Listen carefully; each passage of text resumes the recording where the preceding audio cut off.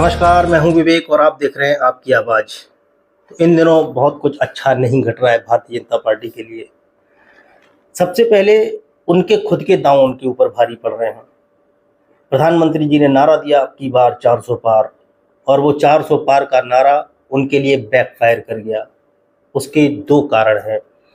पहला कि उनके कार्यकर्ता इससे आश्वस्त हो गए कि 400 पार का नारा अगर प्रधानमंत्री जी दे रहे हैं, और बार बार वो बड़े कॉन्फिडेंस के साथ लोगों में जाते थे और कहते थे कि पूरा देश चिल्ला रहा है अब की बार 400 पार। इसका मतलब मोदी जी नहीं चिल्ला रहे हैं, देश चिल्ला रहा है और देश की आवाम चिल्ला रही है। तो कार्यकर्ताओं को लगा 400 पार नहीं हो, 350 पार तो हो ही जाएंगे। तो जो डेडिकेटेड वर्कर था वो तो घर बैठ गया, सुस्त हो गया। नाराज लोग थे, उनको इसमें अहंकार नजर आया और उन्होंने कहा हमारी उपेक्षा की, और उपेक्षा के बाद आप 400 पार ला सकते हैं तो लाइए। वो भी घर बैठ गए। दूसरा जो सबसे बड़ा खेल हुआ है इस 400 पार के नारे में, वो ये कि उनके सांसद का एक बयान वायरल हुआ, और वो फेक वीडियो नहीं था। उनके सांसद ने बयान दिया जब उनसे पूछा गया, कर्नाटक के एक सांसद से, कि 400 पार आपको चाहिए क्यों, तो उन्होंने कहा संविधान बदलने के लिए 400 पार चाहिए। देश के जनमानस में इंडिया गठबंधन इसको बिठाने में पूरी तरह सक्षम हो गई कि अगर मोदी जी आएंगे तो संविधान बदल कर रख देंगे। लोगों में आशंका तो थी कि सुप्रीम कोर्ट से, उसकी संवैधानिक पीठ से जब कोई फैसला इनके खिलाफ आता था, भारतीय जनता पार्टी या नरेंद्र मोदी जी के खिलाफ आता था, वो अध्यादेश ला करके उसको बदल देते थे। तो बदलाव की आहट तो दे दी उन्होंने।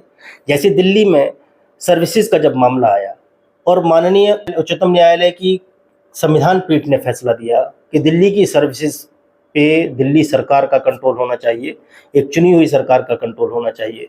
रातों रात अध्यादेश लाए और पूरा का पूरा फैसला पलट दिया।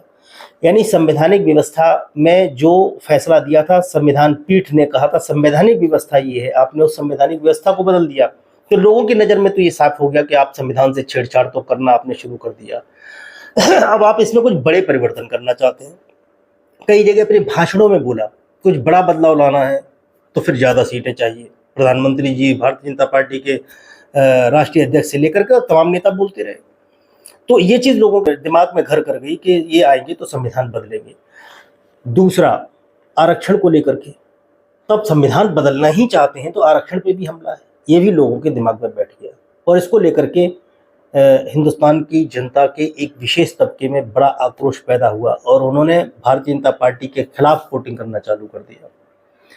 तीसरा, विजय रूपाला जी का जो बयान आया उससे क्षत्रियों में एक आक्रोश पैदा हुआ, लामबंदी हुई, आपने वीके सिंह का टिकट काट दिया, आपने सतपाल सिंह जी का टिकट काट दिया। तो बहुत सारी चीज़ें ऐसी बनी कि क्षत्रियों में आक्रोश हुआ। ब्राह्मणों को लेकर के उनका अपना अलग आक्रोश है, वो उसका विरोध कर रहे हैं, भारतीय जनता पार्टी के प्रत्याशियों का बहिष्कार कर रहे हैं या विरोध कर रहे हैं। और ओबीसी और एससी तबके में संविधान को लेकर के एक चीज़ घर कर गई। दूसरा ये है कि जब कहते हैं ना बुरे दिन आते हैं तो सब तरफ से आते हैं।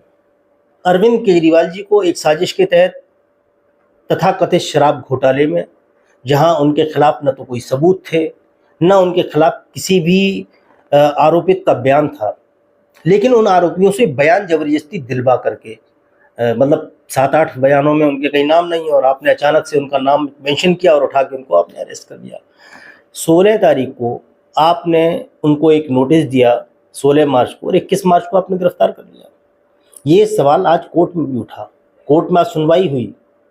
चूंकि अरविंद केजरीवाल जी ने अपनी जमानत की याचिका दायर नहीं की, उन्होंने अपनी अरेस्टिंग की वैधता पे चुनौती दी कि हमारी अरेस्टिंग जो है, हमारी गिरफ्तारी जो है वो अवैध है और इसको खारिज किया जाए। जबकि सर्वोच्च न्यायालय में पूछा गया कि आपने जमानत याचिका क्यों नहीं दाखिल की, तो अरविंद केजरीवाल जी के वकील जो है अभिषेक मनु सिंघवी भी उन्होंने कहा चूंकि गिरफ्तारी वैध ही नहीं है तो जमानत का सवाल ही पैदा नहीं होता। गिरफ्तारी अवैध है, गिरफ्तारी क्वैश होगी और हमारी जमानत की बात ही नहीं होती, कहीं खड़ी होती।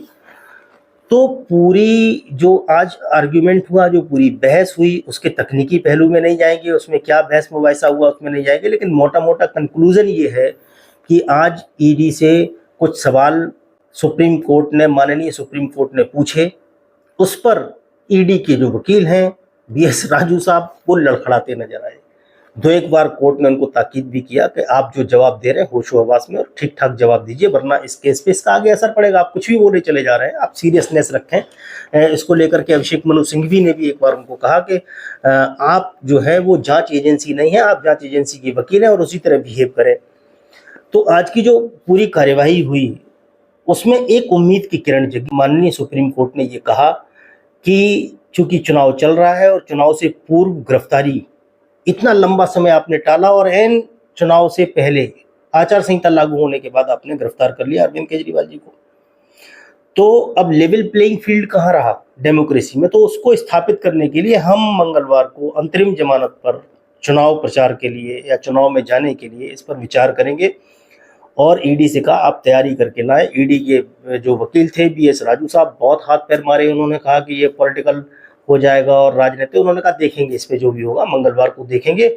और ये ज़रूरी है कि लेवल प्लेइंग फील्ड मेंटेन हो। तो आज जो रुख था माननीय सुप्रीम कोर्ट का, उससे ये लगता है कि मंगलवार को एक बड़ी खबर आने वाली है इंडिया गठबंधन के लिए, आम आदमी पार्टी के लिए और देश के लोकतंत्र के लिए। अगर अरविंद केजरीवाल जी को मंगलवार को अंतरिम राहत मिलती है, अंतरिम जमानत मिलती है, तब मुश्किलें और बढ़ जाने वाली हैं माननीय नरेंद्र मोदी जी की और भारतीय जनता पार्टी की।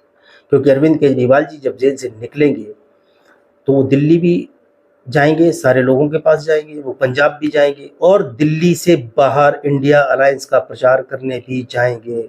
अरविंद केजरीवाल जी इस समय हिंदुस्तान में ही नहीं, हिंदुस्तान से बाहर भी चर्चा का विषय हैं।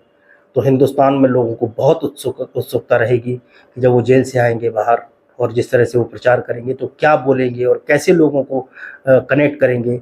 और उनके अंदर वो जो क्षमता है कनेक्ट करने की, उसने वैसे ही प्रधानमंत्री जी की नींद उड़ा रखी है। दिल्ली में 3-3 बार सारी ताकत झोंक देने के बावजूद भी वो अरविंद केजरीवाल जी को नहीं रोक पाए। साथ ही उन्होंने पंजाब में सरकार बना ली और उनके गृह प्रदेश में घुस करके 5 विधायकों को जिताया ही नहीं, 13% वोट लाए और 32 स्थानों पर आम आदमी पार्टी के प्रत्याशी दूसरे नंबर पे रहे। ये प्रधानमंत्री जी के लिए सबसे बड़ा चिंता का विषय है। उनकी चिंताएं अब समाप्त होने वाली हैं ऐसा लगता है। अरविंद केजरीवाल जी बाहर निकलेंगे और जो परिणाम आएंगे उसके बाद शायद प्रधानमंत्री जी बहुत फिक्रमंद न रहें, क्योंकि तब तक उनके हाथ से सारी चीज़ें निकल चुकी होंगी। आज के लिए इतना ही, फिर मिलेंगे अगली वीडियो में।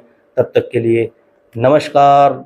बहुत उम्मीदों के साथ कि मंगलवार को कोई शुभ सूचना मिले।